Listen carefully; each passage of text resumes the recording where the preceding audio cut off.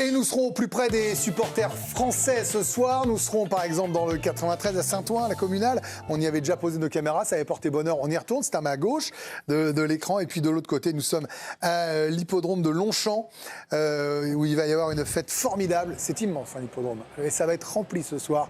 On l'espère que ça va vibrer pour les Bleus de des points chauds où on a pu poser nos caméras. Et évidemment, ça va être partout la fête. Un petit peu partout en France. On a choisi d'être au plus près de notre rédaction pour pouvoir trimballer nos caméras, mais partout en France, ça va être jour de fête.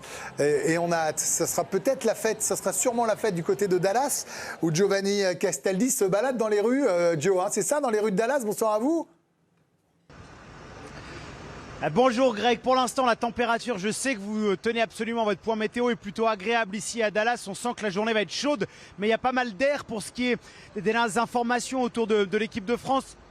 À la composition d'équipe, il y avait une grosse incertitude entre Désiré Doué et Bradley Barcola. Hier, c'était un vrai 50-50. Le staff avait entretenu le mystère sur la mise en place effectuée à la veille de l'entraînement. C'était Bradley Barcola qui avait débuté et en seconde période, c'était Désiré Doué. Et cette tendance s'est confirmée ce matin avec donc la possible titularisation de Bradley Barcola au poste d'ailier gauche. Pour le reste, c'était vraiment ce qui était attendu avec Mac Maignan dans les cages. À droite, Jules Koundé. À gauche, Lucas Digne ou Upamecano Saliba en chaîne centrale. Le retour d'Aurélien Tchouaméni au milieu de terrain associé à Adrien Rabiot. Manu Koné donc sur le banc. À droite, le ballon d'or Ousmane Dembélé. Andy Olysée. À gauche, Barcola. Et à la pointe de l'attaque, le capitaine de l'équipe de France, Kylian Mbappé. Je vous rends hommage, parce qu'hier, Giovanni m'a laissé un vocal très tardif pour moi, très finalement dans l'après-midi pour lui, pour me dire, je pense que Barcola va jouer. Je pense que c'est du... Pour être tout à fait précis, il m'a dit c'est du 50-50, je ne veux rien affirmer. Et j'ai un pressentiment. Mais parlons de ça, jour de fête, les Bleus rêvent de finale. Un mot rapide sur Barcola, Benoît Trémoïnas. Est-ce que finalement, c'est pas logique, vu qu'il pourrait y avoir quand même normalement plus d'espace que contre le Paraguay ou que face au Maroc? Oui, surtout que face à lui, il aura un latéral droit qui s'appelle Porro, qui a un petit peu de mal au niveau vitesse. C'est pas votre préféré? Ouais, il a un petit peu de mal à se retourner. Donc effectivement, je pense que ce serait plus cohérent de mettre un Barcola, parce qu'en 1 contre 1, Barcola, je ne vais pas dire qu'il passerait à chaque fois, mais il mettrait en grande difficulté. Donc ce serait effectivement cohérent. À voir si l'Espagne a le ballon, s'ils sont un peu plus haut, l'équipe de France en 1 ou 2 passes peuvent lancer des Barcola, des Mbappé dans le dos des défenseurs espagnols. Sur les 4 défenseurs espagnols, on va pas se mentir, ça va pas non plus très très vite. Donc ça peut être aussi une force et, pour l'équipe de France, pour Mbappé, pour Dembélé, pour Olysée et en l'occurrence Barcola. L'autre grosse info, c'est le retour de Tchouaméni. Oui. Et Didier Deschamps, on l'écoutera aussi tout à l'heure, disait il n'est pas forcément à 100%. Moi, je suis un peu surpris qu'il privilégie un joueur qui n'est pas à 100%. Un statut en demi-finale, ça compte. On en a parlé la semaine dernière, il vaut mieux un Manu Koné à 100%, voire 110 sur ce qu'on a vu dans les matchs où il était vraiment énorme, ou un Tchouaméni à 80%. Manifestement, le coach a tranché. Oui. Alors après, Koné rentrera, j'imagine, à l'heure de jeu. Alors, est-ce qu'il y a l'aspect expérience, l'aspect groupe? Je ne sais pas. Mais c'est vrai qu'en tout cas, si jamais, par malheur, ça devait se passer moins bien physiquement pour Tchouaméni, on sait que si Koné rentre, il est prêt, il l'a montré. Je finis juste sur le côté gauche. On est quand même la seule nation au monde à pouvoir se dire 2 heures avant le match. On ne sait pas. Ouais, bon, on verra, tiens. C'est quand même, on a une chance, un privilège incroyable d'avoir ces 2 gamins-là à côté gauche. Où tu peux te dire 2 heures avant le match. C'est pas grave. Voilà, c'est OK. On va voir. Et puis, de toute façon, les deux sont extraordinaires et quand ils rentrent, ils vous fracassent après. Donc c'est quand même un privilège. Parfait. On est la seule nation au monde, je pense, d'avoir un côté comme ça. Et on va tout faire pour être encore et toujours la seule, bien sûr. Benoît Cosset est du côté de l'hippodrome de Longchamp. Benoît, vous allez être notre porte-parole avec les supporters français, évidemment. Bonsoir, bienvenue dans le DG. Benoît, faites-nous vibrer parce que c'est jour de fête ce soir. Ah ouais, et on sent la fête qui monte à Greg, en effet, ici. Vous allez voir, juste sur on prend les places. Là, pour l'instant, c'est qui prend les meilleures places. Alors, on s'installe. On voit les maillots, d'ailleurs, de toutes les générations. De Kylian Mbappé à Zinedine Zidane. Vous avez vraiment les maillots de toutes les générations. Là, j'ai le groupe d'Aurélien qui est derrière moi. Vous avez le fameux maillot Zizou 98, la première étoile. C'est la base, obligé. Et alors, le plus dur, c'est de trouver la bonne place. C'est ça, c'est le challenge maintenant. Ouais, on est arrivé assez tôt et je pense qu'on a trouvé la bonne place. Ouais. On a mis nos petites serviettes, on a mis notre petite nappe pour être sûr d'être devant l'écran. Bon. Je vous demande pas le pronostic. Vous êtes en totale confiance pour l'équipe de France? Moi, je dis 2-0 pour la France. Voilà. en toute humilité. Je pense que l'Espagne va quand même marquer un but. La Yamal est pas mal, mais ouais, un petit 2-1. Bah voilà, on est en totale confiance ici pour l'instant, Greg. Alors je vous montre juste un petit peu, on avance et on vous montrera. Il y a différentes fan zones. Enfin, c'est assez exceptionnel hein, le dispositif.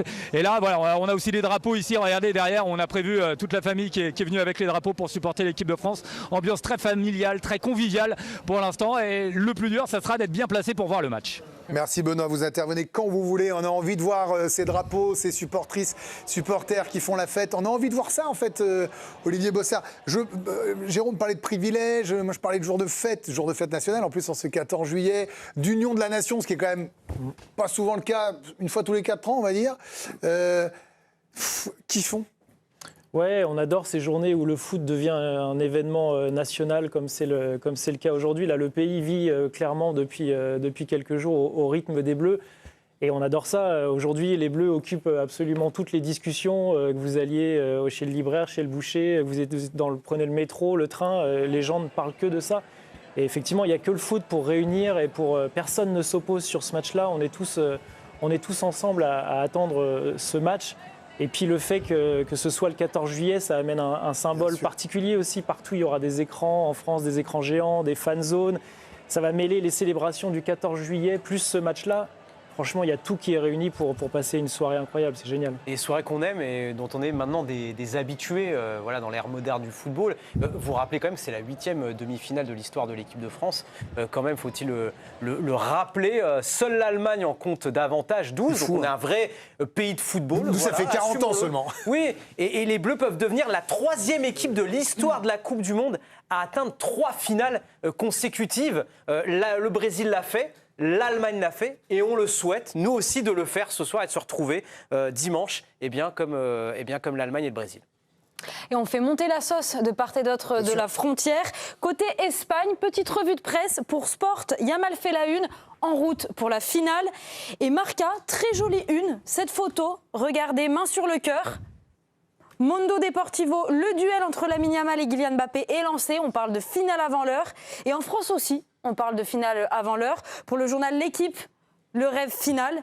Et pour le Parisien, emmenez-nous en finale. J'avais trop envie de la chanter. Et du côté de Toulouse, la dépêche du midi, ce rêve bleu. Et cette fois, je ne la chanterai pas. Aussi, ce rêve bleu. Voilà. J'y crois. Non, si on y croit. Raphaël, laissez-la chanter, c'est une horreur. Il y a un petit truc là. Raphaël, autant là, il y a graine de star, autant là, il y a graine de relou. Aladdin, Jasmine, c'est un duo. Vous pouvez être alors, Aladdin. Raphaël, regardez bien Aladdin. Il y a un truc qui va pas. Je sais pas. Ils ont pris exemple sur Tom Cruise. Aladdin de loin, c'est ça que vous êtes Aladdin de loin, mais vous êtes notre Aladdin à nous.